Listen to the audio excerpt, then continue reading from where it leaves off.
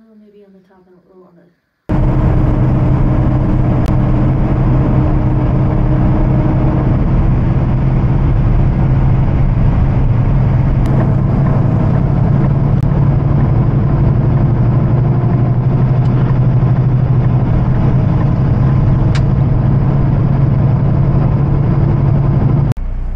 Good morning guys, nandito tayo ngayon sa turnout at mag-load check. So galing ako sa reset, nag-reset lang ako sa bahay. Then nag-report sa doktor dahil nagkaroon ako na, remember na nung December na-twist yung paa ko, then namaga. So may appointment ako sa doktor. Nag-report ako kahapon, sakto naman na nasa Saskatchewan yung biyahe ko, nag-deliver din, nag-pick up.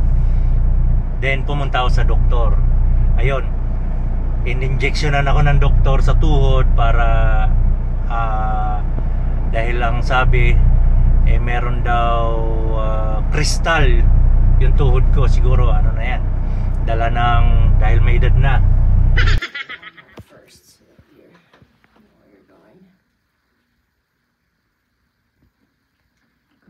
Right there. Just nice little circle. Yeah, Maybe a little on the top end. a little maybe on the top and a little on the left side of it. Okay. And one staff teach do 3 and then go for the umbrella, whatever the 3 circles are. I like that.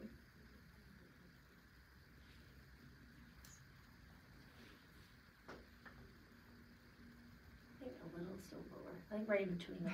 Okay. That's probably fine. But I think it'll be good. Get what I see, and then so you're just to the opposite corner. Yep. Just like that.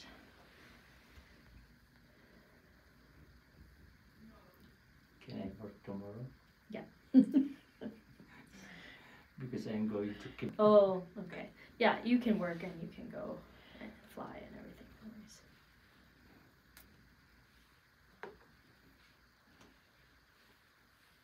So yeah, you use exactly like your right hand is going to be doing all the movement. Try to poke here and break through quick. Good, yeah. Oh.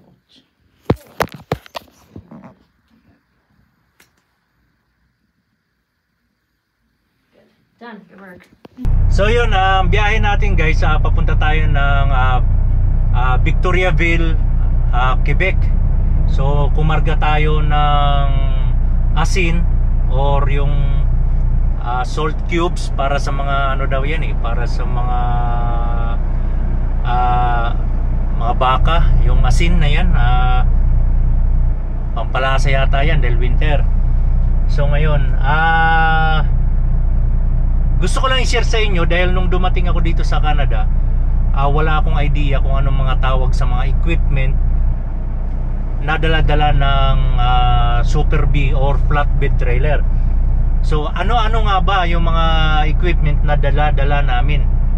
At papangalanan ko sa inyo guys at i-share ko sa inyo kung ano yung mga dala-dala ko dito sa truck. So tara, ipakita ko sa inyo isa-isa at papangalanan natin kung anong tawag niyan. Dahil nung dumating talaga ako dito, iilan lang yung alam ko na mga equipment or gamit ng truck na pangalan. So may mga tawag kasi sila dito kung ano mga tawag sa mga items na yan. So para maibigay ko or may share ko sa mga bagong parating dito sa Canada, ito kung nanonood ka at alam mo na to, good para sa iyo. Ito ay para sa mga bagong parating ng Canada, lalo't ang mapasukan nila ay mga flatbed, construction. So meron na silang magiging idea kung ano mga tawag sa mga equipment na yan. Dahil nung dumating talaga ako dito, para talaga akong aanga-anga dahil yung sinasabi ng mga puti na bagay na kukunin ko raw at ganyan mga gagamitin, hindi ko talaga alam ang pangalan. Bali nagsabi sila ng pangalan, kung hindi ko mag-gets, tsaka lang nila ituturo, ito yan. So ngayon ipapakita ko sa inyo at papangalanan natin para ito sa mga bagong dating dito sa Canada. Alright, tara, let's go.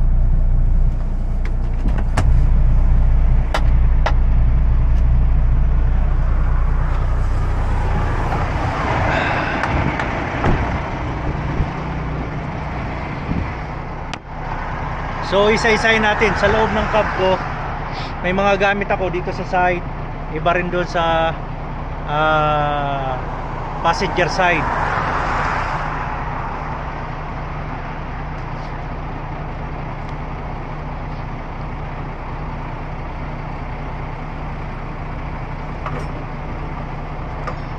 Meron tayo ditong hook. Itong hook na to guys, panghila to ng latch ng fifth wheel. Parang ganito.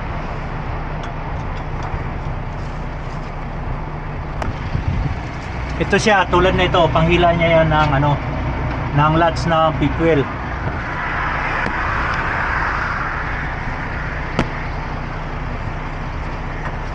Ito ang gamit ko. Dala-dala lagi natin to.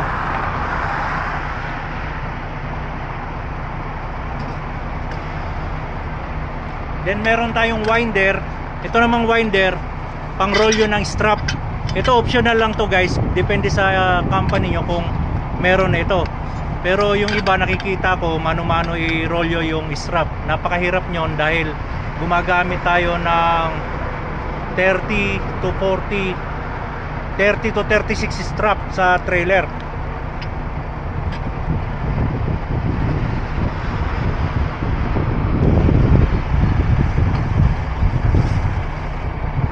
So meron naman tayo dito winch bar. Itong winch bar guys, ginagamit pang higpit ng strap.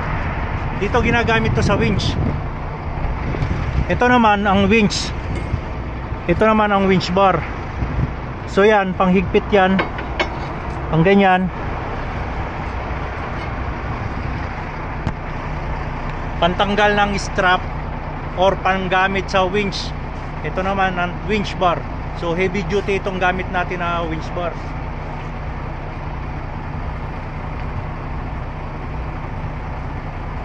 Siyempre meron tayong martilyo, pangtuktok ng gulong, at ginagamit ko rin to pag may mga kinakalsuhan na kailangan gamitan ng pako.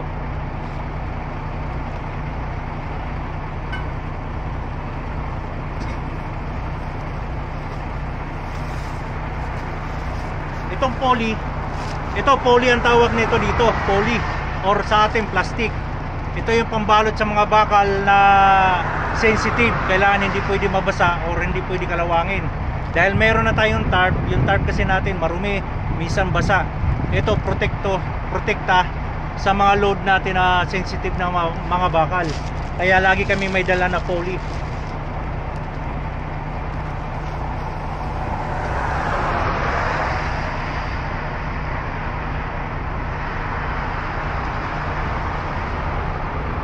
Ito yung panungkit ko. Ito ginagamit lang to sa pagkabit ng mga plastic corner, lalo't mataas na, may extension yan. May extension dahil ang load natin mataas. Yan. Optional lang to, diskarte lang to ng mga driver. So flatbed tayo, lagi tayo may karga na drywall or mga kahoy na sensitive. Kaya meron tayong gamit nito. Ito optional lang to kung gusto niyo lang. Pero kung wala kayo, yon, diskarte nyo yan dahil paano nyo kabitan ng corner yung load natin.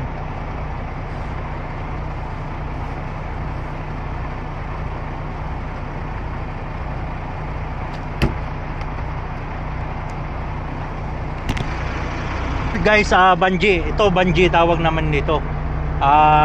Katulad dati nung bago ako dito, hindi ko alam ang tawag nito ay bungee pala.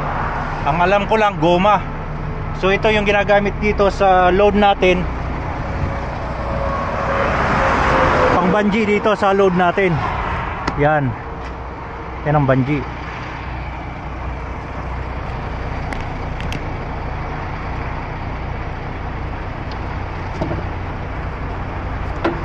Then meron tayong strap dito. Ang strap na to ay 5 inches ang wide. Then ang capacity niya 2,450 kg. So heavy duty talaga siya. Strap ang tawag natin dito.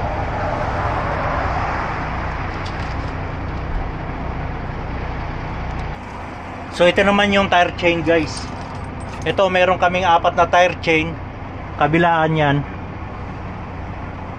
Para sa 4 na gulong yan. Yan ang ginagamit pag na-stuck tayo sa mga gantong compact ice, black ice, or pag hindi tayo makaahon. So requirement yan sa British Columbia. Yan, pinapadala talaga sa atin yan dahil lalo't pag winter. Pero pag summer, hindi na natin dinadala yan. Ito naman yung binder. Ginagamit natin to. Ito yung panghigpit ng kadena, lalo't pagkarga natin ay coil. So papakita ko sa inyo mamaya yung kadena na pares na ito, hook. May dalawang klaseng binder ito. Sa amin parang to, ratchet or binder ang tawag. So heavy duty rin siya.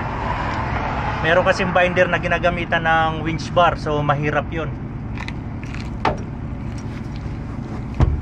Dito lang to kasi gagamitin pa natin to sa Quebec.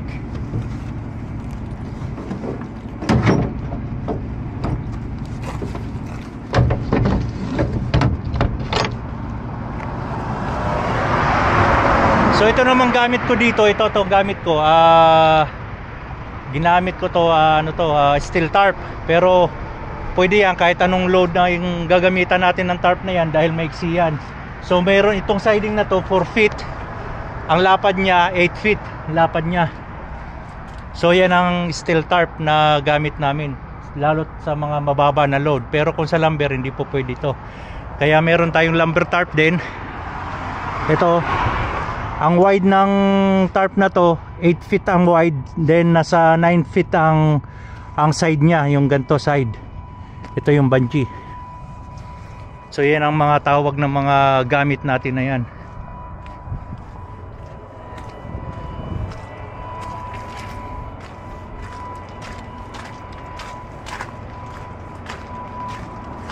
Kasi guys, nung dumating talaga ako dito, wala akong idea kung anong mga tawag niyan.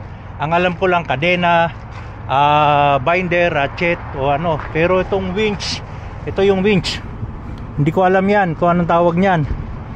Then ito yung coil bank, ito ganyan siya, ito yung coil bank. Then ito yung damage, yan pares yan sila, coil bank tsaka damage. Ito damage ang tawag niyan. Dahil nung bago ako, hindi ko alam kung anong damage or crosser ang tawag nila dyan. So meron tayong kadena, ito kadena or chain. Ang capacity ng kadena na yan nasa 3,000 kg. So every 10,000 kg isang kadena. Pero hindi naman pwede na kadenahan lang natin yung isang bagay na isang piraso lang. So dalawang gagamitin natin na kadena. Yun ang so pag may load tayo ng 20,000 kg, dalawang kadena yan, harap likod. Pero mas maganda kung kukunti lang naman load nyo, mas maganda tatluhin nyo na, dalawang pahila palikod, isa pa hila paharap para kontrahan sila. So dito naman sa side ng toolbox na to, itong box na to, may karga tayo dito na portable strap. Itong portable strap guys, ang capacity nito 1,500 kg. So ito ang pares nya. Ito yung binder din. Then meron tayong steel corner. Itong steel corner pares to ng kadena para yung load natin na bakal hindi siya magasgasan. Nakaprotekta talaga siya.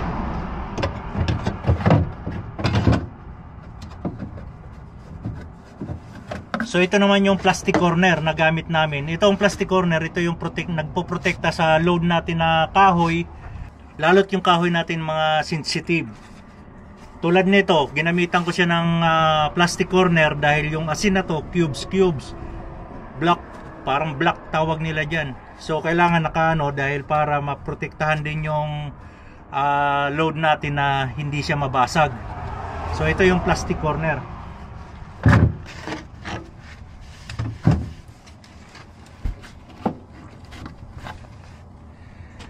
So ayan, sana meron kayong makuhang idea kung ano mga dala-dala namin dito sa flatbed na unit.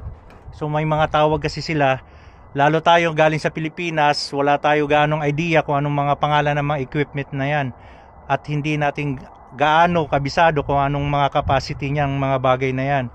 So sana meron kayong mapulot na idea kung ano-anong mga gamit natin na dala dito sa flatbed, dahil ito para sa mga parating ng mga truck driver dito sa Canada, lalong flatbed ang mapupuntahan nyo or construction company. Kaya sana may makuha kayong idea. So yun lang guys, share lang, walang mawawala sa atin. At please subscribe and follow my page. Thank you.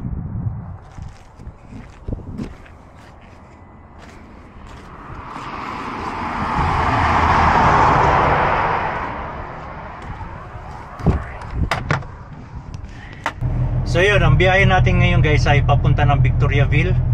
Suki namin lagi yan, lagi ako nagde-deliver dyan every winter naman yan. Kasi ang mga animals or mga cattle, mga baka, ay lagi nasa ano lang yan, nasa shed.